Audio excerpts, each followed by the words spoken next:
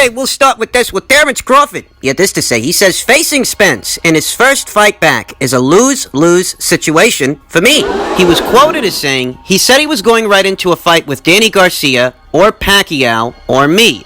I told him, like me, personally, like, don't come back trying to fight me because that ain't the fight that you really want on your first fight to come back. Like, you know, I wouldn't even take that fight if it was offered to me. I wouldn't take it because it's a lose-lose situation for me, you know? If something was to happen and I knocked him out or I beat him up bad, they would say, oh, he's not the same Errol Spence. He's coming off a car accident, and this, and that, and this. And then that would never end. For my whole career, even after my career, everybody would be talking about how I fought Errol Spence after he got in the car accident. And I didn't want to fight him before he got in the car accident. That would be the storyline. So I just want to see him back to the old Errol Spence that he used to be, and then me and him gonna have a fight. Terrence Crawford is touching on something that is very real. He is. And it's how the fight would be perceived by the boxing community at large, and how the fight would be remembered if that were Errol Spence's very next fight. Hypothetically speaking. He's touching on how some people would use this as a means to denigrate Crawford's potential victory, it being that Spence hasn't had a fight since the car accident. Between the time he fought Sean Porter, unified those two titles, and got into that car accident, hasn't fought. In the subsequent weeks and months thereafter, Errol Spence hasn't had an opportunity to get back in the ring, to get back in action. And because of this, if he were to fight Terrence Crawford next, there are those out there who would use that as a means to denigrate Crawford's victory. Thus, what Terrence Crawford wants for Errol Spence is for him to get a tune-up fight. It's basically what he's saying. He wants that guy to get back to his old self. He wants that guy to get back to his winning ways before they lock horns, so that Spence can remind people what kind of fighter he is and what he is capable of. There's a lot of truth in this because the fans are invested. The fans like to make excuses. Consider the Vasyl Lomachenko versus Guillermo Rigondeaux fight. Remember that? That was a fight where the fans, they were actually asking for that fight. Particular to this conversation, Guillermo Rigondeaux had a lot of supporters, a lot of people who were demanding that Vasyl Lomachenko give him an opportunity, give him a chance. He gave him that chance, and Guillermo faltered. And in spite of Lomachenko giving him that chance, those same people denied Vasyl Lomachenko the credit for not only giving Guillermo that chance, but dominating him, so much so that he made Guillermo quit. Basically. And that still wasn't good enough for some people. The same people that were petitioning to have the fight made beforehand, saying things like Guillermo Rigondeaux was going to expose Vasyl Lomachenko, were the same people that were making excuses to denigrate Vasyl Lomachenko's victory after the fight. What happened to all of that bravado, all of that talk? What happened to that energy? Look at the Tyson Fury versus Deontay Wilder rematch and how many excuses ensued thereafter.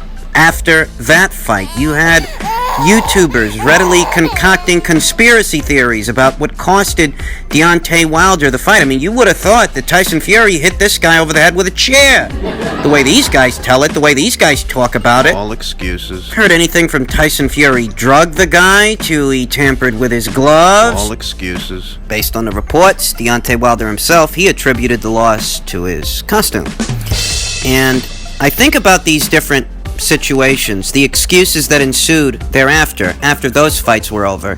And it's safe to say that, yeah, Crawford's right. He is. If there were people out there that were willing to make that many excuses after those fights, just imagine how many more excuses would lie in wait when it comes to this fight.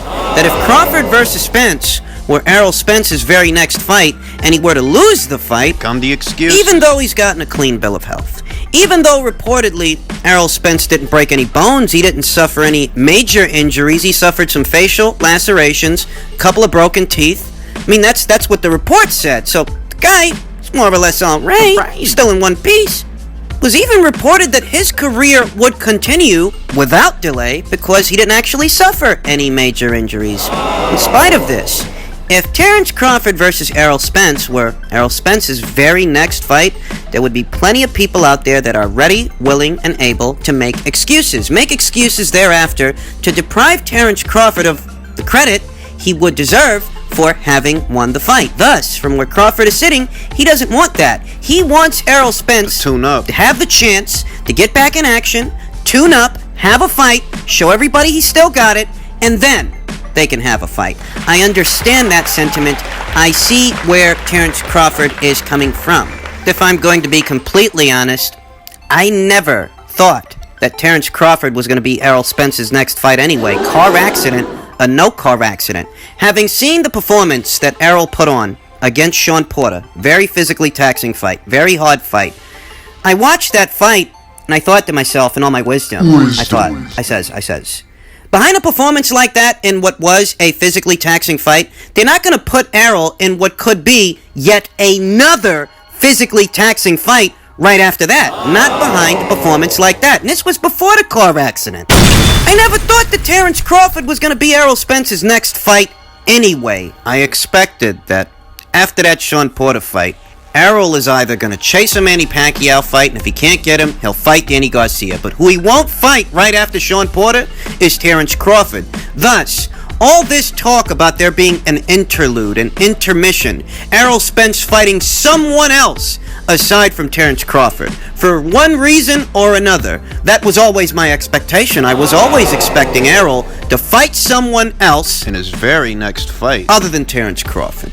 Thus, it's nothing that I wasn't already expecting, making this a bit of a non-issue. It was never going to be his next fight. One way or another, the Crawford fight wasn't going to be next, and the only real difference here, as a result of the car accident having happened, is because of it, Terrence is extending a professional courtesy to Spence, but courtesy or no courtesy, car accident or no car accident, Crawford versus Spence wasn't going to be next anyway. So I reiterate, it's a bit of a non-issue for me. The outcome would have been the exact same had you still fought Joshua? I would have put Anthony Joshua in a casket. Put it out over time. There's a legitimate question there when it comes to Jarrell Miller and Anthony Joshua. There is. What would have happened if the fight came off? If VADA never found all those banned substances in Jarrell's system and he was allowed to go ahead with the Anthony Joshua fight, would he have done to Anthony Joshua what Andy Ruiz did to Anthony Joshua? It's a fair question. But one we will never know the answer to. That if the fight actually went through, what would have happened? I'll tell you what immediately comes to mind. The difference that stands out the most, what would have been the difference, is that think if everything would have gone to plan and the Miller fight would have come off. Anthony Joshua would have never lost focus the way he did with Andy Ruiz. And I say that Anthony Joshua lost focus because Ruiz was a short notice opponent. Yeah. Fortuitous guy. Lucky bastard getting an opportunity to fight for 3 world titles that he didn't actually deserve. He lucked out. And I don't think that Anthony Joshua viewed Andy Ruiz in the same scope as a Wilder, as a Fury, as a Povetkin or a Dillian White even. Because Anthony Joshua actually allowed Andy Ruiz to take pictures with the very belts he was supposed to be defending. In that way, I'm not taking this guy seriously. I mean, you must not be. If it were Joshua versus Wilder, Joshua versus Fury, Joshua versus White, Part 2. Or Pulev. Do you think that he would allow those fighters to take photos with the same belts that he's supposed to be defending? I mean, do you think in any of those instances, Anthony Joshua would hand over his belts to those fighters for photo ops? Do you think he would do that? Because I don't. But with Andy Ruiz, he did. What that communicates to me is he wasn't taking this guy seriously. It could be due to Andy Ruiz's unassuming demeanor, the circumstances of the fight being made, that this is just a short notice guy, this is just some lucky bastard. Enjoy your 15 minutes of fame, because I'm going to come in there, I'm going to try to knock you out, get you out of there quick, and go home early. You know, I think that with Andy Ruiz, Anthony Joshua lost focus. I've said this before. But with Jarrell Miller, I don't think that would have been the case. I don't think so. I don't think that Anthony Joshua would have been as cavalier with Jarrell as he might have been with Andy. And this is a loaded question, it is, because essentially the scenario that we're describing is a scenario where Jarrell Miller has several performance-enhancing drugs flowing within his system ahead of an Anthony Joshua fight, but this Anthony Joshua isn't asleep at the wheel. Essentially, the question is, could Anthony Joshua have beaten Jarrell Miller given how many banned substances Jarrell Miller was on? Is Jarrell Miller right? Would he have beaten Anthony Joshua the night of the fight the same way or worse than Andy did? Really don't know. It's a hard question to answer because I reiterate, I think that Anthony Joshua would have actually taken Jarrell Miller a bit more seriously than he took Andy Ruiz. With Andy, it looked a lot like he was asleep at the wheel. With Jarrell, I don't think that would have been the case. But Does it matter? even with that, would that have been enough for Anthony Joshua to beat not only Jarrell Miller, but the EPO and the HGH and all the other stuff this guy had swimming in his system? Right. Would that have been enough? Because the question, in its simplest form, is could Anthony Joshua have beaten Jarrell Miller while he was on PEDs? I mean, that's the question. For an insight, I give you the case of Josh Taylor and Ryan Martin, a case that is unbeknownst to most, and perhaps it's unbeknownst to most because Ryan Martin, he never had much of a following to begin with. He was never a really high-profile guy. Thus, the case itself and what took place, it doesn't get brought up much in conversation.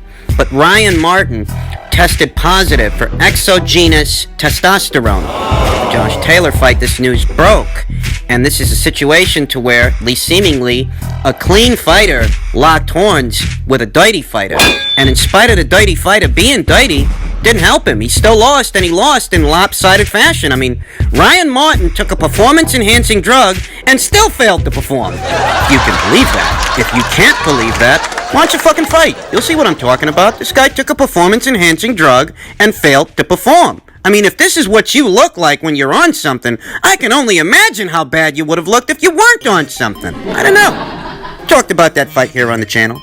And the reason I bring this fight up is because you may be asking yourselves when it comes to Anthony Joshua and Jarrell Miller, well, is it possible for a guy who's not on something to beat a guy who is? Well, I mean, until further notice, Anthony Joshua is a clean fighter. He gets tested by UCAT, he gets tested by VADA. So far, he hasn't failed any tests. He hasn't tested positive for anything. it's the truth. Innocent until proven guilty, right? All right. All right. So he's innocent.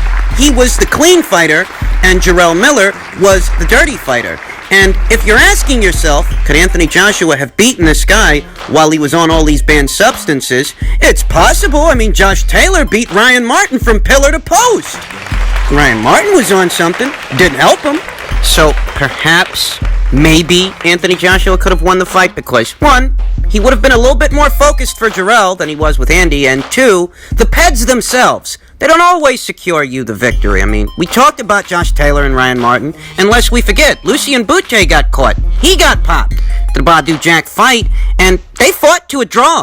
Lucien Boutte did not secure the victory against Badu Jack. Drew with him. Despite a Lucien being on something. Well, maybe Anthony Joshua would have won the fight, though in truth, goes back to what I said before.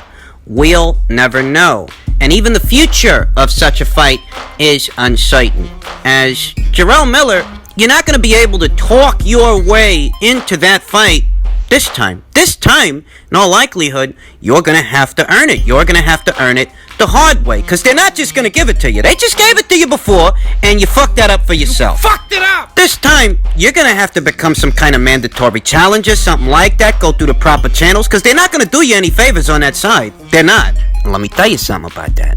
Before you go thinking it's just as simple as fighting in a couple of eliminators, beating a couple of stiffs to get yourself a title shot, we don't actually know how good Jarrell Miller is or isn't. We don't actually know that every moment up until he got caught, he wasn't on something. What if he was? And what if that barrage of punches we became accustomed to seeing from Jarrell Miller? That work rate. What if all of that was just a benefit he was receiving from the pads he was using? Now that he's under the hot lights, he's not going to have that benefit anymore. His resume, that was already pretty thin to begin with. I mean, I can't tell you with any certainty that this guy beats a Povetkin, a Pulev, a Hunter, a Rivas. I can't tell you. I don't know. I don't know what to make of this guy, so before you go thinking that it's just a matter of fighting in eliminators until he can become a mandatory. Can he become a mandatory? Can he really get that far without the assisted aid of a performance-enhancing drug? Performance-enhancing drugs, plural. I should say, as Jarrell Miller, he got caught with 3 in his system. Yeah. We don't know if he can do that. It's a situation to where we may never know what would have happened or what would happen if Anthony Joshua were to lock horns with Jarrell Miller. The future of Jarrell Miller is quite uncertain at this point.